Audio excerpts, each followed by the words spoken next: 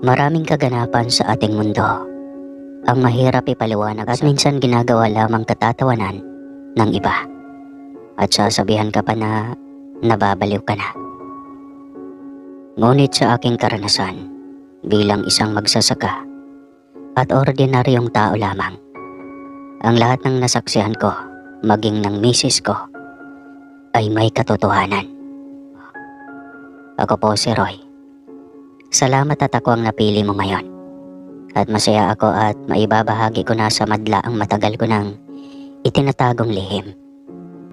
Ilang taon ding itinago namin ang aming sekreto. Natakot kaming husgahan kami ng mga tao. May ilang nakakaalam na malalapit sa amin. Pero hindi namin betid kung kinukutsanan nila kami. At pinag-iisipan ng masama na baka kaming mag-asawa ay nasisiraan na ng bait. May mga kamag-anak akong nakakaalam para na rin maging bukas ang kanilang pangunawa hinggil sa mga nilalang sa kabilang dimensyon. Pero ang napuna ko, mahirap maunawaan ng mga tao sa ngayon ang salitang elemento at pilit nilang binabaliwala ang lahat. Dito ko sisimula ng aking karanasan kasamang saksi ang aking asawa. Taong 1995, nabili ko ang lupain sa dulo ng Barangay Anos, bayan ng San Carlos. Mura ang lupa ng mga panahong iyon at sapat lang sa ipon naming mag-asawa. Kaya naman wala akong pinagsisihan nang bilhin ko ito. Sabi ng mga taga rito, ang nabili ko daw na lupain ay tamain ng kidlat, kaya pinag-iingat nila ako. Natawa lang naman ako nung una at normal lang naman talaga ang ganong lugar. Malalawak ang lupain dito at nahati na ito sa maraming dayo na nakabili din at kung saan-saan na sila nagmumulang lugar. Iba't iba na ang nagmamay-ari ng mga parsela ng lupa dito at hindi ko sila kakilala.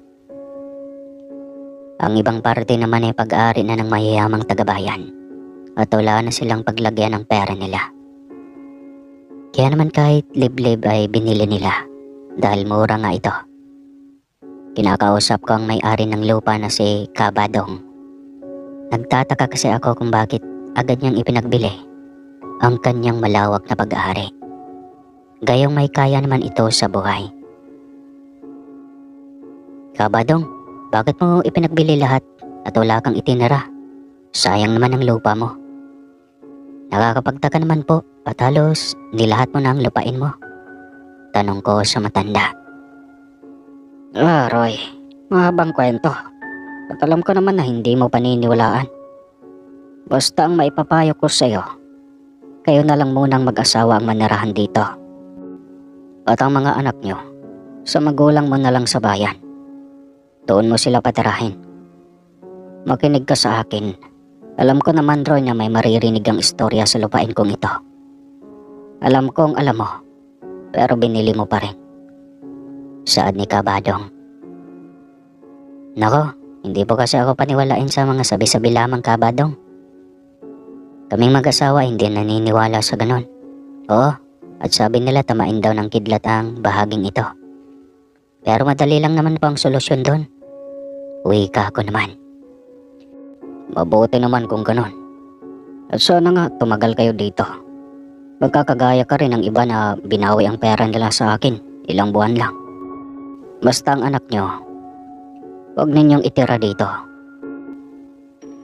Malayo, pati sa paaralan ang lugar na ito. Opo, ang anak namin ay nasa inay ko talaga. At doon talaga sila nakatira mula pa noon. Isa lang po kasi ang anak namin at sulong apo pa. Kaya huwag po kayong mag-alala nung kami lang na mag-asawang titira dito. Mag-aalaman at maghahayupan kasi kami. Yun talagang plano po namin. Pampaiwas stress. Pero Roy, maniniwala ka ba na hindi basta kidlat yun? Marami nang nagpatotoo. Hindi kidlat at pangkaraniwan ang pinanggagalingan talaga, Roy. Basta, mag-iingat kayo. Dahil walang nakakatagal na tumitira sa lugar na ito. Basta ako'y di nagkulang sa pagpapaalala sa inyo, ha. Uwi ka pa ng matanda. Opo. Sige po, Kabadong. Hayaan mo. At mag-iingat kami. Sagot ko pa sa matanda. At tuluyan na itong lumakad pa palayo sa akin. Ramdam ko ang kanyang pag-aalala. Ang mga nakabili naman ng lupa sa aking likurang bahagi ay binakuran lamang at walang nakatira. Kaya naman sa aking nasasakupan na halos 1 hektarya ay solo ko ang kabuuan. Sapat sa paghahayupan ko at gulayan. At ang dulo ay malawak na ilog na napakalinis at kay gandang magpain o manghuli ng isda. Roy, maganda at malapit sa ilog ano. Salamat at malilibang ako dito. Uwi ka ng asawa kong si Elsa. Mahilig kasi itong maghalaman at pangarap namin ang ganitong lugar. Matagal na. Sakto din kasi palagi kaming stress sa negosyo na. Kaya nang nakaluwag-luwag kami, naghanap talaga kami ng ganitong lugar. Payapa naman talaga ang paligid at wala naman akong maramdamang kakaiba. Bukod doon, ganitong lugar ang gustong-gusto ko. Tahimik at walang kapitbahay na maiingay. Tapos iwas gulo ng buhay. Normal na buhay ang aming naranasan sa unang taon. Marami na kaming bisero ng kabayo at baka, kalabaw, at mga prutas na talagang kayayabong ng bunga. Marami ang nakakapuna sa amin sa labasan ng barangay. At nagtataka sila sa aming mag-asawa. Roy, parang swerte kayong mag-asawa ha. Mabuti naman. Yung iba kasing tumitira dyan nag-alisan agad. Nangamatay ang kanilang mga pananim at mga hayop. Pati mga gulayan. Napepeste. Uwi ka pa ng may-ari ng tindahan sa labasan. Hindi na lamang ako mimik. Tanging ngiti lang ang sambit ko. Hahaba lamang kasi ang usapan. At wala naman akong ikwento sa kanila na kakaibang nararanasan. At sila lang ang nagawa ng istorya. Hayaan mo na Roy, kasalanan ba natin kung tayo ay hindi ganon ang naging kapalaran dito? Saad naman ni Elsa at umalis na kami. Matapos bumili ng ilang gamit sa bahay.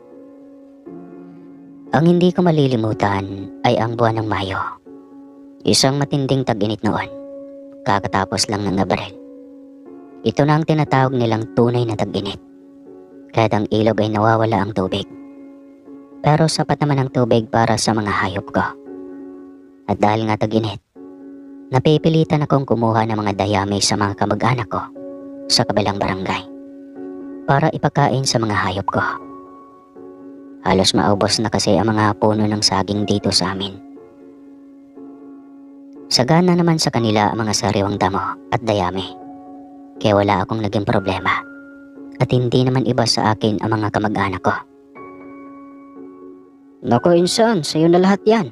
Basta hindi ko na ibibigay sa iba. At mag-iingat ka sa lugar mo. Kahit tag-init, nakidlat pa rin doon. Saad ng pinsan ko.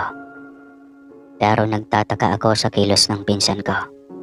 Para bang may gusto itong sabihin sa akin. O baka nahihiya lamang siya sa akin. Kaya ako na ang nagtanong. Insan, may gusto ka bang sabihin ha? Tanong ko. Insan, hindi lingid sa'yo na magkakahanay ang ating lupain. Kahit ibang barangay nang nakakasakop dito. Insan, ang kumpare ko. Kamakalawa lamang. Tinamaan ng kidlat ang lupain niya at may nalas agad. Nagkasakit ang kumpare ko at parang napaglaruan ng engkanto raw eh. Ako'y natatakot para sa inyo insan. Bali-balita pa insan. Yun daw kidlat ay parang kagagawa ng mga elemento sa kabilang dimensyon. At ginagawa raw nilang daan ang lupain na nabili mo. At yun daw, minamalas ang may-ari ng lupa. At kahanay mo lamang ang lugar na iyon. At marami na insan ang nagpatotoo kaya mag-iingat kayo mag-asawa. Kwento pa nito. Napatawa naman ako. At pagkaramdam ko ay parang kwento sa isang pelikula ang narinig ko. Ano ka ba insan? Para kang isang bata. Naniniwala ka ba sa ganong kwento? Ika'y kumain at baka ika'y gutom lamang. At ako'y aalis na. At solo ang ate Elsa mo sa bahay. At tuluyan na nga akong umalis at iniwan ko ang pinsan kong kakamot-kamot sa ulo. At alam kong nag-aalala ito sa aming mag-asawa. Bandang alas 5 ng hapon nang ako'y makarating sa bahay namin. At hinanap ko agad si Elsa. Sa liit ng aming munting kubo ay hindi ko ito makita. Hinanap ko sa kanyang halamanan, pero wala naman. Elsa, asan ka? Nandito ako. Sigaw ko. Pero walang sumagot sa akin. Kaya naman ako'y naglibot sa aking malawak na kaparangan. At pagkaka ako galing ng ilog. At habang ako'y naglalakad, napon ako ang sunog na bahagi ng lupa na nadamay ang aking bagong tanim na niyog. Nagtaka naman ako. Sino naman kaya ang gagawa ng sunog sa lupain ko?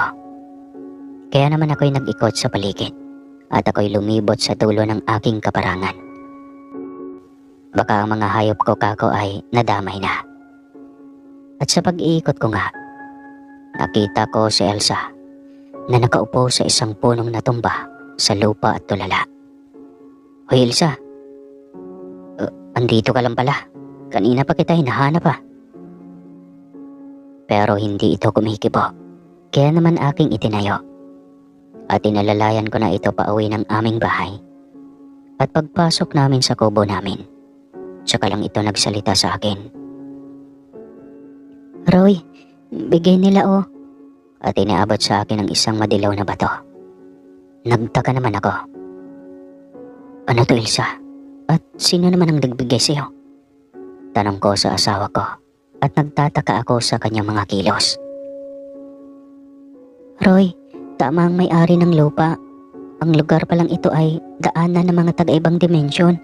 O kung tawagin natin ay mga elemento o engkanto man ang tawag nila. At sila ay taon-taon o pagkailangan nilang dumaan ay dadaan sila.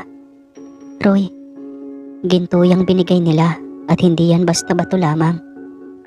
At muli akong tumingin sa hawak ko. At ginto nga ito. Wala, hoy, Elsa. Ika'y uminom ng tubig kung ano-ano na yung sinasabi mo. Saan mo nakuha ang kaparasong gintong ito ha? Tanong ko kay Elsa. Pero ako'y napapaisip na rin at agad na kinabahan. Roy, maniwala ka. Ang gaganda nila. Ang haba ng mga buhok na kulay luntian. At ang tenga nila iba ang korte na bumagay sa kanilang anyong mga mistiso at mistisa sila Roy. At sabi pa nila, huwag daw tayong gagaya sa mga dating naninirahan dito naghahaman sa ginto. At wika pa ng magandang babae Roy. Ang sabi pa nito sa akin, huwag daw tayong magkukwento sa mga taga rito. Bawal daw at magkakasakit daw ako. At hindi na daw gagaling ang sakit ko. Ano ang gagawin natin Roy? Natatakot ako. Tanong ng asawa ko sa akin. At maging ako man ay nakatulala na rin. Inaamin kong natakot ako at nag-isip na baka nababaliw na kaming mag-asawa. Pero hawak ko ang ginto at paano ko papapaniwalain ang sarili kong hindi totoo ito. Gayong tunay at hawak ko na ang katibayan. Halos sinlaki ito ng kahon ng posporo at kumikinang ito. May kabigatan pa. Napapaisip ako. Tama nga ang aking pinsan sa kabilang bahagi ng lupain. May kakaibangang nagaganap dito. Kaya naman dito rin sa lupain ko nga ay may nangyayari na nga ang mga hiwaga. At si Elsa ang inabutan ng mga nilalang na iyon. Mahabaging langit. Ano ba naman ito? Ako hindi paniwalain sa ganung mga kwentong barbero. At agad kaming nagsara agad ng pintuan. Dahil nadilim na. Magdamag kaming nakatitig sa bato na talagang ginto nga ito. Elsa, sa palagay mo ba, mababait sila di ba? Sabi sa libro may itim at puting elemento. Palagay mo, mapapahamak ba tayo ha? Tanong ko sa asawa ko, natulala pa rin. At hindi makapaniwala sa nakita niya. Roy, mababait sila. At lagi raw silang may dalang ginto. Bayad daw o regalo nila sa pagdaan nila. Kaya Roy, nandito sila sa mundo natin at pagbalik nila, hindi ko alam kung kailan muli ang balik nila. Baka may ibigay muli pagdaan nila. Saad ang asawa kong si Elsa. Elsa, ikaw ang makakapagsabi dahil ikaw ang nakakita sa kanila. Kaya ikaw ang bahala. Sa palagay mo, hindi tayo mapapahamak ha? Wika ko muli sa asawa ko. Halos hindi kami nakatulog ng magdamag na iyon. At bawat kaluskos, kami ay nagugulat. At ang asawa ko panay pa rin ang kwento sa nasaksihan niya. Akala daw niya ay simpleng kidlat lamang. Kaya naman agad siyang naminaw ng mga damit naming nakasampay. Laking gulat daw niya nang may tumawag sa kanya. At nasilaw pang araw siya. At nang makaalis ang liwanag ng kidlat, nakita niya ang mga taong hindi namin kamukha. Mangako ka, Roy. Ilihim daw natin kundi mamalasin daw tayo. At baka magkasakit tayo na malubha. Wika pa ni Elsa. Ano ba naman itong nangyayari sa amin? Akala ko naman gawa-gawa lang ng mga chismosa ang kwento sa kidlat na yan. Ito'n pala ay kakaiba nga. At tama nga ang sinabi ng asawa ko. Baka pagtawanan kami at sabihang baliw kaming mag-asawa. Pag-ikwento namin ito sa iba. Wika ko sa isipan ko. Naisip ko naman ang pinsan ko pero ayoko nang madamay pa ito. Maliliit pa ang anak ng pinsan ko. At nakakaawa naman pag dinamay ko pa. Ilang araw kaming nakaabang sa pagkidlat muli. At yun pala ang hudyat na magbubukas na ang daanan nila. Ay, Diyos ko. Kung totoo man ito, kayo na po ang bahala. Dasal ko sa araw-araw. At ilang araw naman ang lumipas. Wala pa rin nabubuong kidlat. Kaya sa isip ko, baka gawa-gawa lang ng asawa ko ang kanyang mga kwento. Inaamin kong nagduda din ako sa asawa ko. Kaya naman minabuti kong magsadya sa kakilala kong alahero sa bayan. Nagdahilan ako kay Elsa na nasa tindahan lang ako pupunta. Pero dinala ko ang batong dilaw. At dahil may motor naman ako, agad akong nakarating sa bayan at sinadya ang aking kakilala. Manong Berteng, patingin nga kung ano are. Ako, nakatago sa kabinet ng lolo ko yan. Matagal na po. Yun ang aking naisip na dahilan para hindi na humaba ang usapan namin. At agad ngang tinignan na matandang alahero ang dalagong bato. Aba, sus Mariusip Otoy. Napakataas na ginto nito. Itago mo yan, baka manakaw sa'yo yan. Purong-puro yung ginto. At pag ibebenta mo, sa Maynila pang bintahan yan. May kilala ko. Yun ay kung gusto mo lang naman. Abay Otoy, baka kulang-kulang milyon ang halaga niyan. Napakabigat to. Saad na matanda. Bigla akong nanlamig na hindi ko mawari. Agad kong itinago at binalot ng panyo ko ito. Tsaka nagpasalamat ako at agad nang umalis. Naalala ko ang asawa ko na baka bumalik ang mga engkanto at kung ano ang gawin sa kanya. Halos liparin ko ang daan pa uwi sa amin at pagdaan ko sa tindahan ay may sumigaw sa akin. Hoy Roy, kumidlat na naman. Ingatan mo ang mga hayop mo. Hindi ko na pinansin at inalam kung sino man iyon. At ako'y dali ang umuwi na sa bahay namin. Naabutan ko ang asawa ko na nasa halamanan niya at tulala na naman ito. Kaya lang ito'y parang takot na takot. Roy, kainaman ka naman. Saan ka ba galing? Ayan, dumaan na muli sila. Natatakot ako, Roy. Dahil may dala sila mga bihag. Nakakatakot ang itsura. Ako'y may himatay talaga sa takot kanina. Uwi ka pa ng asawa ko na nanginginig. Sayang naman at hindi ko naabutan. Uwi ka ko pa. Ayan ang kaperasong ginto at bigay uli nila. At ingatan daw natin. Tapos iwasan na malaman ng ibang tao. Roy, dadaan daw muli sila. Hindi pa nila alam kung kailan. Diyos ko, Roy, nakakatakot ang itsura ng iba nilang kasama. Kinikilibutan talaga ako. Diyos ko, sa susunod, ikaw naman ang humarap sa kanila. Ayaw ko na. Daing ng asawa ko. Pumasok kami sa bahay at muli kong tinignan ang inabot ng asawa ko. Diyos ko. Ala. Tanging nasambit ko. Mas malaki ito kaysa una. Ibig sabihin, milyonaryo na kami. Elsa, mayaman na tayo. Saad ko sa asawa ko. Ay, Roy, hanggat hindi pa daw sila tapos sa misyon nila, bawal pa raw natin ipagbili ang ginto. May kapalit raw na kamalasan oras na ibenta agad natin ang mga ibinibigay nila. Saad pa ng asawa ko. Natulala ako at naunawaan ko na. Kaya siguro walang tumatagal na naninirahan dito. Dahil ibinebenta kaagad nila ang ginto. Kaya naman nagagalit ang mga engkanto. At dahil doon namamatay ang mga hayop nila. Ngayon, alam ko na. At hindi na ako kumibo. Nabuo na sa aking utak ang tunay na nangyayari. At ang asawa ko, hindi mo lumatigil ang bibig. At ang kanyang kwento ay para daw may sinusundo sila sa mundo ng mga tao.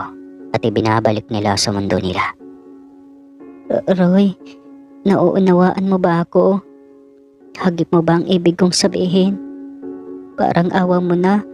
Maniwala ka sa akin. Baka ako'y mabaliw. Paano natin sasabihin sa pamilya natin ang lahat ng nangyari sa atin? At ang ginto, paano natin ipapaliwanag sa kanila? At yung mga nasasaksihan ko, sinong tangang maniniwala sa akin? Naaawa ako sa asawa ko. Dahil wala siyang nakuhang kasagutan sa akin. Dahil anong gagawin ko naman? Litong-lito na rin ako. Ang katuwiran ko ba? Pag ako na ang nakakita, baka maniwala na nga ako. Nakatulog na ako sa pagod at sa walang tigil na kwento ng asawa ko. Narindi pa ang tenga ko nun. At magdamag akong laging nagigising. Dahil sa mga yabag na hindi ko mawari kung tao o hayop pa. Ay, baka naman guni-guni ko lang. Dahil sa mga kwento ni Elsa, bulong ko. Bandang 2:00 ng madaling araw, mga yabag na naman at salitang hindi ko maunawaan. Ginising ko na ang asawa ko at sabay kaming nakaramdam. Ano ba yon, Elsa? Parang may sumisira ng pintuan natin. Agad akong kumuha ng itak at sumilip sa awang ng bintana namin. Ano yun, Elsa? Parang mga hayop na ewan. 4 sila. Ganyan ba yung nakita mo, Elsa? Sila ba yon? Tanong ko sa asawa ko. Roy, hindi eh. Anyong tao sila kahit may kakaiba. Pero yung nakikita natin ay para mga taong hayop. Nako, Roy, natatakot ako. Baka tayo ang gagantihan ng mga kalaban ng magagandang engkanto. Saad ng asawa ko. At nangangatal na ito sa nerbiyos. Ang mahirap pa sa sitwasyon ko, hindi ako makapagsalita ng kung ano pa man. Dahil ang asawa ko pa lang ang nakakakita sa mga elementong yan. Elsa, sa palagay ko mga maligno yan eh. O mga lamang lupa. Yan ang mga naririnig ko sa inay at itay ko noon. Pasensya na, wala akong masabi dahil ikaw lang ang nakakakita sa kanila. Bulong ko sa asawa ko na natataranta na ng mga oras na iyon. Hindi kasi ganon katibay ang kubo namin. Natatakot ako at pinilit kong magpakatatag. Nilakasan ko ang loob ko at sumigaw na ako. Hoy, bakit yung sinisira ang pintuan namin? Tatagain ko kayo. Sigaw ko. At sumigaw din ang mga ito ng salitang hindi ko maintindihan. At maya-maya, may parang salitang pumasok sa isipan ko. Pati din sa asawa ko na naririnig din niya. Amin na ang ginto. Ibigay niyo sa amin. Papatayin namin ang mga hayop niyo. Uwi ka ng mga nilalang gamit ang isipan namin. Roy, baka ibang lahi iyan. Baka gusto nila yung ginto na bigay sa atin. Uwi ka ni Elsa. Hindi Elsa, atin yon. Wala na silang magagawa. Lalaban ako. Sagot ko sa asawa ko. Nakaisip ako ng paraan. Kumuha ako ng gas at mga tela. At nagmadali kaming mag-asawa dahil malapit na nilang masira ang pintuan namin. Mula sa bintana, pinagbabato ko ng apoy gamit ang tela na may gas. At nakita ko, takot sila sa apoy. Nagtakbuhan ang mga ito at agad akong lumabas. At hinabol ko ng bato ng tela na may apoy. At nagtakbuhan ng papalayo ang mga nilalang na hindi natataas sa bewang ko. Ganun lang sila kaiksi. Takot pala sila sa apoy. Dahan-dahan silang nawawala sa dilim. Dahil ang kanilang mga sukat, maliliit lamang. Agad ko din namang pinatay ang apoy at baka masunog ang bahay namin. Napaupo na lang ako sa isang tabi ng bahay namin at pinipilit na hindi totoo ang lahat. Simpleng tao lamang kami ni Elsa. Hindi naman kami kagaya ng iba na may anting-anting. Hindi ko malaman ang gagawin. Bawat kaluskos, napapakislot ako at pagkaramdam ko may mga nilalang na naman na sasalakay sa kubo namin. Roy, ayoko na dito. Nakakatakot na. Umalis na tayo dito. May ginto nga tayo pero hindi tayo matatahimik sa kanya mga nilalang. Uwi ka ng asawa ko. Elsa, walang maniniwala sa atin. Baka isipin nilang nababaliw na tayo. At baka madamay pa ang anak natin at sina inay. Kaya naman nagliliwanag pa lang ang araw. Agad kaming naganda. Sinundo ko ang pinsan ko para may katulong kami. At ang mga hayop ko, agad kong pinaalagaan sa mga kakilala ko sa barangay namin. Dahil hindi ko madadala sa bahay ng nanay ko sa bayan. Takang-taka naman ang mga kabarangay ko. At ang aga pa lang nananawag na ako. Pagkataon pa na may mga bisero na ang mga alaga kong kabayo at baka. Kaya talagang kailangan kong ipag-usap sa kanila. Ay na nga insan, bakit ba? Anong nangyari ha? Bakit dalian kayong aalis? Pagtataka ng pinsan ko. Basta insan, magmadali tayo. Huwag ka na magtanong pa. At mamaya ko sasabihin sa iyo ang lahat ha. Sagot ko sa pinsan kong hindi malaman ang uunahing damputin. At ramdam kong takot na din ito. Nakaalis naman kami ng ligtas. Tawang-taka naman ang nanay ko at anak ko sa biglaan naming pagdating. Wala silang tigil kakatanong kung bakit kami umalis sa lugar na yon. Sinabi na lang namin na may mga taong labas na pwede kaming saktan at hindi na kami ligtas manirahan doon. At naniniwala naman ang nanay ko nun. Agad kong kinausap ng lihim ang pinsan ko at ipagtapat ko ang lahat sa kanya. Pero ang sabi ng pinsan ko, dapat huwag kong sabihin sa ibang nangyari. Naku insan, bakit mo sinabi sa akin? Magiging ordinaryong bato ang binigay sa inyo. Kagaya ng nangyari sa kumpare ko sa kabilang lugar at tinatamaan din ng kidlat ang lupain niya. Agad kong kinuha ang 2 ginto sa bag ko na nakabalot ito sa panyo ko. Namulagat ako. Naging bato nga ito. Agad kong tinawag ang asawa ko at hindi ito nagulat. Roy, alam kong mangyayari yan. Saad ng asawa ko. Wala tayong magagawa. Ang mahalaga ligtas tayong dalawa. Dahil hindi ba sinabi ko sa'yo, sabi ng magandang babae, huwag nating sasabihin sa ibang tao at hindi natin pwedeng ibenta hanggat nadaan pa sila sa lupain natin. Natulala ako at nangihinayang at pinipilit kong sipatin ang mga bato. Pero ordinaryong bato na lang ito at kulay itim na ang nakikita ko sa hawak kong bato. Roy, hindi yan mahalaga. Huwag mong panghinayangan. Ang mahalaga ay buhay natin para sa ating anak. At insan, wala kang nakita at narinig upang maging ligtas ka din ha. Uwi ka ni Elsa sa pinsan ko. Sumang-ayon naman ang pinsan ko at umalis na at nangako na wala siyang nakita. Habang nag-iisa na ako, naisip ko at balikan ang lahat-lahat. At kung ukukwento ko sa iba, magmumukha akong baliw. Ang mga sumugod naman sa aming bahay, di ako mga maligno iyon na gusto nilang makuha ang ginto ng mga engkanto. Salamat at ligtas kami. Hindi kami nagaya sa mga naunang nanirahan sa lugar na iyon. Dahil nabalita na namatay sa malabang sakit ang padre de pamilya ng pamilyang tumira doon, at ang mga anak ay nagkasakit din isa-isa. Napapaisip ako na baka dahil sa pinsan ko, magkaganon din kami. Maging ang inay ko ay ilang araw nang nakakahalata sa pananahimik at laging nakatulala ako. Pinayuhan niya akong ibenta na ang lupa kesa naman hindi na mapapakinabangan. Pero naisip ko na kailangan kong malaman ang totoo at kailangan kong mapag-aralan ang lahat upang ako ang huling magmamay-ari ng lugar na iyon. Hindi ko po yun ibebenta, inay. Kidlat lang naman yon at kayang-kaya namang iwasan. Sayang po ang mga halaman at mga tanim kong prutas doon. Basta, inay, buo na ang pasya ko. Hindi na lang kami doon maninira ni Elsa. Ako na lang ang pupunta at may motor naman tayo. Uwi ka ako kay inay at sinabi naman itong bahala na daw ako. At basta mag-iingat lang daw ako.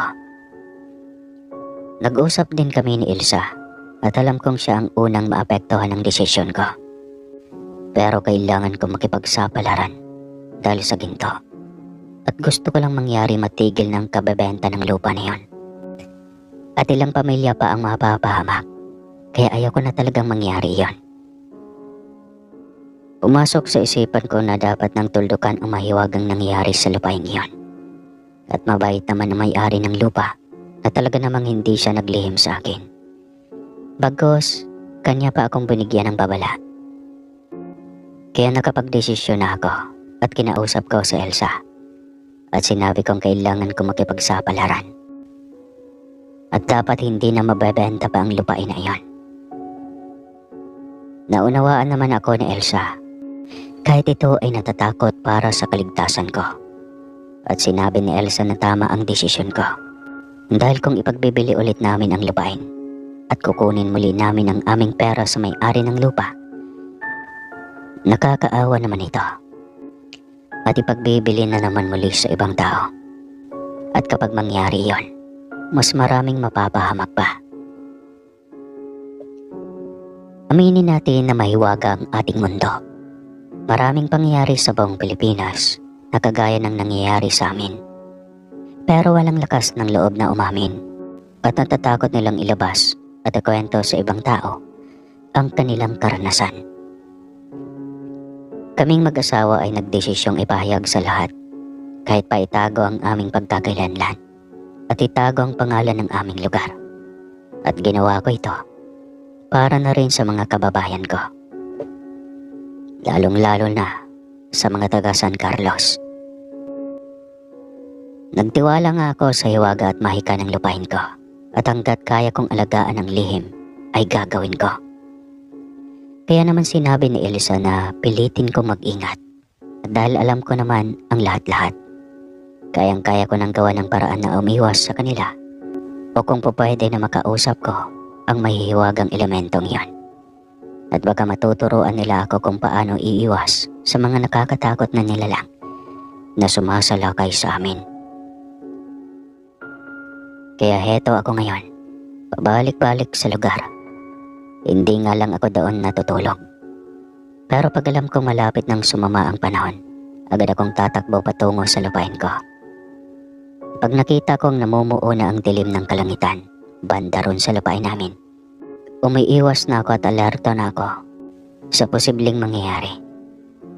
At ilang segundo lang, ayan na nga ang aking kinakatakutan. Nakaharap ko na ang mga elementong dumadaan sa portal. Kasabay ng kidlat, nag-iingat ako sa bawat kilos ko. Dahil ang lahat ng sinabi ng asawa kong si Elsa ay totoo. Sa una ay mahina lamang na kidlat. Nananatili akong nakatago sa gubat. Sinadya kong hindi magtago sa malalaking puno. Dahil alam kong tamain ng kidlat ang lugar na iyon. Inilayaw ko sa aking katawan ang aking itak dahil iyon ay malimit tamaan ng kidlat. Nagsuot ako ng simpleng damit at naghubad ang tsinelas at dumapa sa lupa. Palakas na nga ng palakas ang kidlat sa gitna ng aking lupain. kung saan malimit doon makita ni Elsa ang mga mahiwagang nilalang. Isang malakas na kidlat ang tumama sa lupa, sunog ang damaw sa paligid, at isang maliwanag na korteng bilog ang kitang-kita kong bumukas kasabay ng kidlat. At dalawang lalaking may mahabang suot na damit ang nakita ko doon. Hindi ito kagaya ng kasuotan ng ating mga tao. At tama nga si Elsa, malalaking tao ito at napakahaba ng kanilang lunti ang buhok. Ang kanilang mukha ay mahaba ang hugis at malalaki ang tenga nila kumpara sa atin. Parang nga naman itong isang artista sa ibang bansa kung tutuusin. Nakaramdam ako dahil palingalinga sila sa paligid na para bang may kinakatakutan. Hawak ang kanilang mga espada at para akong nanonood ng isang pantaserye sa isang malaking screen sa sinihan. Dahan-dahan silang naglakad at nawala ang bilog na parang apoy. At sa paglalakad na lang iyon sa ibang panig ng lupain ko, muling may bumukas na isang maliwanag na bagay na parang salamin. Pero lumingon sila sa aking pwesto at alam kong nakita nila ako. At biglang nagsalita ang engkanto sa akin. Ganito ang boses ng engkantong iyan. Kaibigan, lumapit ka sa amin. Hindi kami masama. Muli kaming makikiraan sa iyong lupain at nasaan na ang iyong kabiyak. Bakit ikaw ang nandito ngayon? Kami nga pala ang mga kaibigan ninyo na nakikiraan sa inyong lupain upang makarating kami sa kabilang lugar na aming pupuntahan. Lumapit ka dito, kaibigan. Hindi ka namin sasaktan. Mula ngayon at sa darating pang panahon, kami ay makikiraan sa iyong lupain at magbubukas ang aming portal upang makarating sa kabilang bahagi ng mundo nyo. Marami kaming destinasyon, kaibigan. Sana ay hindi na magbago pa ang tagabantay ng lupain ito. At sana, huwag mo nang ibigay sa ibang tao ang pamamahala dito. Pangako, aalagaan kita, maging ang iyong pamilya. Wika ng lalaki. Napakaganda ng mukha at para akong nahihipnotize mo sa kanyang pagsasalita. Ganun daw yung boses ng engkanto, sabi ng sender. Tumayo ako at pinilit ko makipag-usap sa kanya. Hindi nga ako nakaramdam ng takot. Tama nga ang asawa kong si Elsa. Nagsalita ako at lahat ay sinabi ko sa kanila. Idinaing ko ang lahat-lahat ng aming kinakatakutan sa lupain iyon. Maging ang mga nilalang na kung tawagin ng mga tao ay maligno o kung ano pa man iyon, ay sinabi ko sa kanila na nakakatakot at baka saktan kami. Tapos ay humingi ako ng tulong sa kanila. Nauunawaan ko na po kung sino man kayo at yan din po ang bala ko. Hindi ko na po ito ibebenta sa iba. Marami na po kasi ang napapahamak dito. Bakit po ninyo binibigyan ng sakit ang mga naninirahan sa lupain ito? At ilang pamilya na po ang nagbubuhis ng buhay para sa inyo. Yun pong ginto na ibinigay nyo sa aking asawa ay naging bato. Dahil po umalis kami sa lugar na ito. Natakot po kasi kami dahil may sumalakay sa aming parang mga halimaw. Kung tawagin namin ay maligno. Sana po ay wag po naman sana kaming madamay. Dahil hindi naman po namin alam ang inyong bagay. Kayo po ay dumating sa lugar namin at kami naman po ay taong umarap sa inyo. Ang akin lang pong pakiusap sa inyo, huwag naman ninyo kaming bigyan ng sakit. At sana po, tama ng pagbubuhis ng buhay ng mga ordinaryong tao para lang alagaan ang daanan ng inyong portal. Huwag po sana ninyong masamain ang aking binanggit. Ako po ay isang ordinaryong tao lamang. Ako po si Roy, isang magsasaka at may isang anak. Gagawin ko po ang lahat ng pagbabantay. Sana naman po ay bigyan ninyo ako ng proteksyon sa inyong mga kaaway. Napamulagat ang mga ito at nagtinginan na para bang hindi nila alam ang nangyayari sa mga taong tumitira sa lupain ito. at nagsilita ulit ang isa pang lalaking napakaganda ng anyo. Kaibigang Roy, hindi namin alam na ganyan pala ang nangyayari. Sana nalaman agad namin. At kaya naman nagiging ordinaryong bato ang hawak niyong ginto, ay nilalabas niyo agad ito sa lupaing ito nang hindi pa tapos ang aming misyon. Hindi kami madamot, kaibigang Roy. Lahat ng mga taong nakausap namin sa lupaing ito ay naging gahaman. Dahil sa ginto, kaya naman sila din ang may kagagawa ng kanilang kapalaran. At kami ay nag-iingat din na baka may mapahamak pang iba. At tungkol naman sa sumalakay sa inyo, hindi namin alam ito. Huwag kang mag-alala, kaibigang Roy. Kami na ang bahala sa kanila. Ang intensyon nila ay kunin ang ginto ninyo, kaya magbabayad sila sa amin. Kaibigan, mula sa araw na ito, huwag na huwag mo nang ibebenta kahit kanino ang lupaing ito. Manatili kang tagabantay ng aming portal. At huwag na huwag kang magkukwento sa kapwa-tao mo. Kung may anak ka, ipasa mo ito sa kanya. Palalakasin ka namin, kaibigang Roy. Hindi kami masama. Galing kami sa kabilang dimensyon na kung tawagin ay Agartha. Mahirap paniwalaan pero buhay kami at nananatili kami doon nang walang kamatayan. Basta ang hiling ko lang sa iyo, tayong dalawa ay huwag maglilihim sa isa't isa. Tutulungan kita, maging ang pamilya mo. Sa ngayon ay may misyon kami, kaibigang Roy. Heto ang ginto. Itabi mo iyan. At hindi na iyan magiging pato pa. Oras na matapos ang aming misyon, babaguhin ko ang buhay mo. Pangako iyan, kaibigan ko. Saad ng lalaki na halos hindi na ako tumigil sa pagkatitig sa kanyang napakagandang mukha. Ngumiti ito at hinawakan pa nga ako sa balikat. Sabay abot ng isang bato na porong-porong ginto. Kasing laki ulit ito ng isang kahon ng posporo. Napangiti ako at nagpasalamat. Napakasaya ng pagkaramdam ko ng mga sandaling iyon. At muli silang naglaho. Pumasok ulit sila sa isang mahiwagang maliwanag na bilog at sumigaw siya sa akin bilang pamamaalam. 6 na araw, kaibigan ko. Babalik kami dito at dadaan muli. Bantayan mo kami. At pangako, wala nang sasalakay sa iyo. Panatag na ang lugar na ito mula ngayon. At wala nang makakapasok na masasamang nilalang o elemento dito sa lupain mo. Uwi ka naman ng isa at nagpaalam na ang mga ito. Tuluyan ang naglaho ang mga ito. Napaupo na lamang muli ako sa damuhan at napatitig sa kalangitan na muling bumalik ang kagandahan ng ulap. Nagpakita na muli ang sinag ng araw at para bang walang nangyari. Humuni na muli ang mga ibon sa paligid at ang aking mga hayop. Nakita kong masiglang kumakain ng damo at para bang walang naganap na pagtama ng kidlat.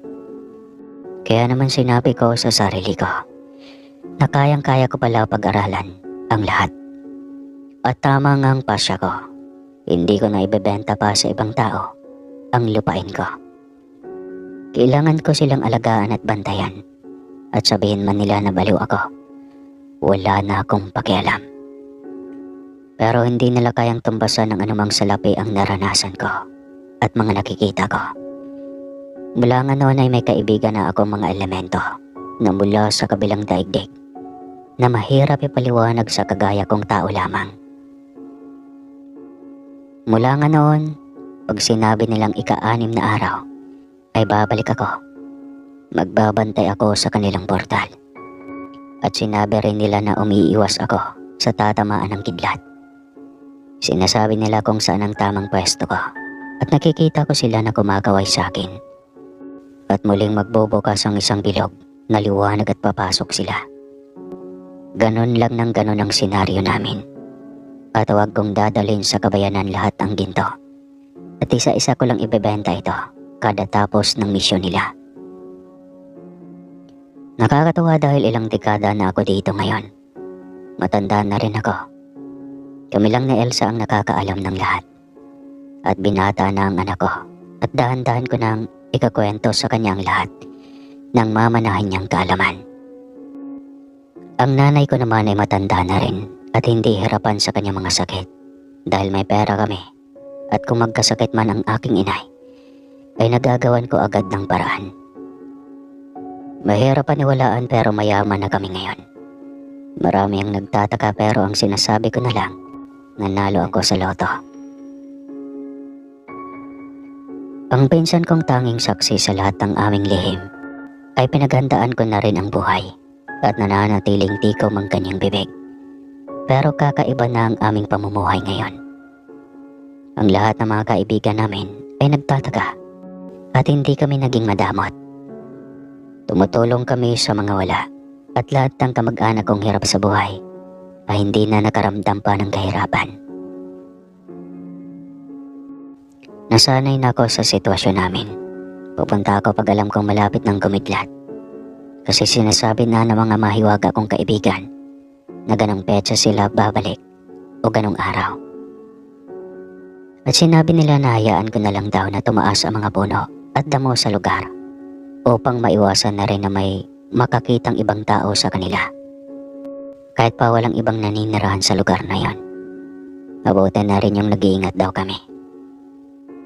Kaya lahat ng kanilang bilin ay aking sinusunod at sa awa ng Diyos, hanggang ngayon, kaya ko pa namang magmotor kahit maedad na ako. Meron naman kaming 4 wheels kaya lang hindi siya basta-basta magkakapasok. Nananatili akong pabalik-balik sa lupain ko at binabantayan ko ang mahiwaga kong kaibigan na nagbibigay ng ginhawa sa pamilya ko. Hanggang dito na lang ang aking kwento. Sana ay naging masaya kayo sa mga natuklasan ninyo. Hindi ko man inilahad ang eksaktong probinsya ko upang maging payapa ang buhay namin. Lagi niyong tatandaan na hindi lang po ako ang may ganitong kwento sa buong Pilipinas. Alam kong hirapan din nilang itago ang nangyayari at sinabi na sa akin ng aking mga kaibigan na maraming portal sa buong Pilipinas. At kagaya ko, may mga kaibigan silang tao na nagbabantay ng portal nila. Lagi niyong tatandaan na mahiwagang ating mundo. Iba't ibang kwento man ang naririnig ninyo, pero iyan ay totoo. Sabihin man ninyo na mahirap paniwalaan at baka nga nasisiraan na kami ng ulo. Pero hindi po ninyo maalis sa amin na manatiling ilihim ang katotohanan. At manatiling nagbabantay ng portal ng mga elementong mababait naman. At hindi naman nakakasakit ng mga ordinaryong tao. Bagkus ay nakakatulong pa ito. Paalam po sa inyo. At sa ngayon, kasama ko na ang anak ko. Pag bumabalik ako sa lupain ko at nasasaksihan na rin niya ang mga kaganapan. Kaya ilang taon pa, isasalin ko na sa kanya ang tagabantay ng portal ng aming mga kaibigang engkanto. Wakas ng kwento. Hanggang sa muli.